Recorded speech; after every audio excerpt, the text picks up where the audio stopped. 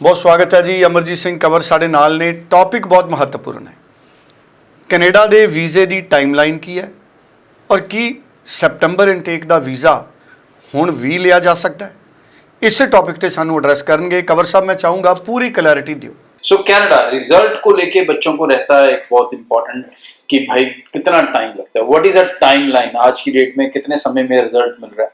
बहुत सारे बच्चे सितंबर इनटेक के लिए फाइल्स अभी लगाना चाहते हैं और वो कंफ्यूज हैं क्या क्या सितंबर का रिजल्ट वो अभी भी टाइम से ले सकते हैं अगर अब वो प्रोसेस शुरू करते हैं। तो सबसे पहले समझिए कि कनाडा समय कितना ले रहा है। तो समय जो है तीन पार्ट में बढ़ जाता है। एक बायोमेट्रिक से पहले, बायोमेट्रिक के बाद, फिर पीपीआर आने के बाद स्टैंपिंग को लेके।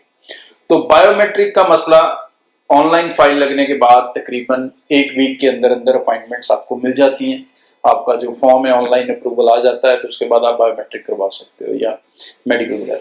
उसके बाद आपका समय लगता है तकरीबन 3 हफ्ते तक स्टूडेंट वीजा के रिजल्ट आने में। ये मैं एवरेज समय बता रहा हूँ, कुछ में ज्यादा भी लग सकता है, कुछ में कम भी लग सकता है, बट एवरेजली 3 वीक के अंदर अंदर मोस्टली रिजल्ट्स आते हैं।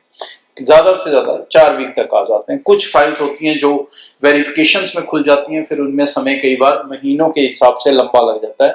जैसे हम अभी भी कई बच्चों से सुनते हैं, किसी ने आज से 4 महीने फाइल लगाई थी, किसी ने 5 महीने, किसी ने 6 महीने। ये रेयर केसेस में होता है और बहुत इक्का दुक्का स्टूडेंट्स के साथ होता है। उसके बाद आती है आपकी स्टैंपिंग। जब पीपीआर आ जाएगी तो उसके बाद स्टैंपिंग करनी है। पीपीआर का टोटल समय आपका लग गया तकरीबन 4 से 5 हफ्ते।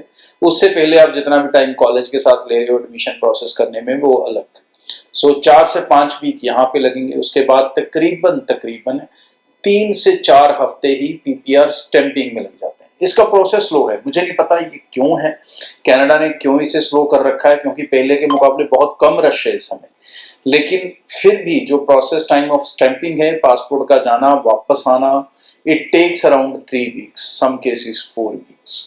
तो अभी जो आप खड़े हैं वो खड़े हैं जून के स्टार्टिंग में।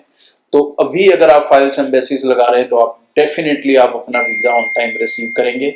अगर आप इस मंथ के अंदर अंदर कहीं पर भी फाइल लॉन्च कर जाएंगे तो भी 90% चांस है कि आप सितंबर इनटेक से पहले अपना जो वीजास हैं वो रिसीव कर जाएंगे और आप सक्सेसफुली ट्रैवल कर पाएंगे। लेकिन जो बच्चे जून के भी लेट जाके फाइल्स लगाएंगे तो भाई उसमें भी अब ये डिपेंड है प्रोसेस पे, जल्दी हो सकता है। लेकिन अगर किसी की क्लासेस भी जल्दी की होंगी, सितंबर की अर्ली की, लाइक 2 तारीख की हैं, 5 तारीख की हैं, तो कई बच्चों के लिए ये संकट वाला समय बन जाएगा।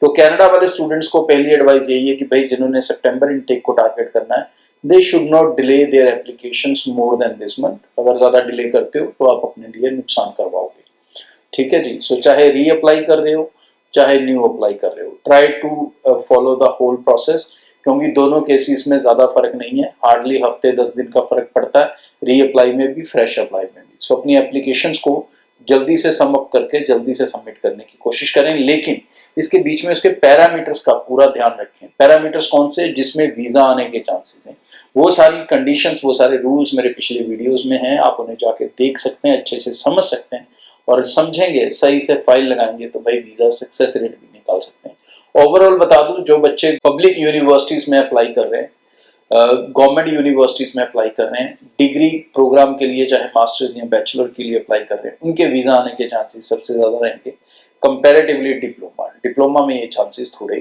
कम रहेंगे। डिप्लोमा से इस समय ज्यादा रिस्की मैटर में जा रहा है। सो बहुत बहुत धन्यवाद जी। साडे नाल ब्रॉडवे इमिग्रेशन सर्विसेज तो अमरजीत सिंह कंवर मौजूद सी। बहुत अहम जानकारी साडे नाल उन्होंने सांझी की है। स्क्रीन ते नंबर है 90 238 90 238। इस नंबर ते तुसीं टैलीफोन कर सकते हो, ज़्यादा जानकारी हासिल कर सकते हो।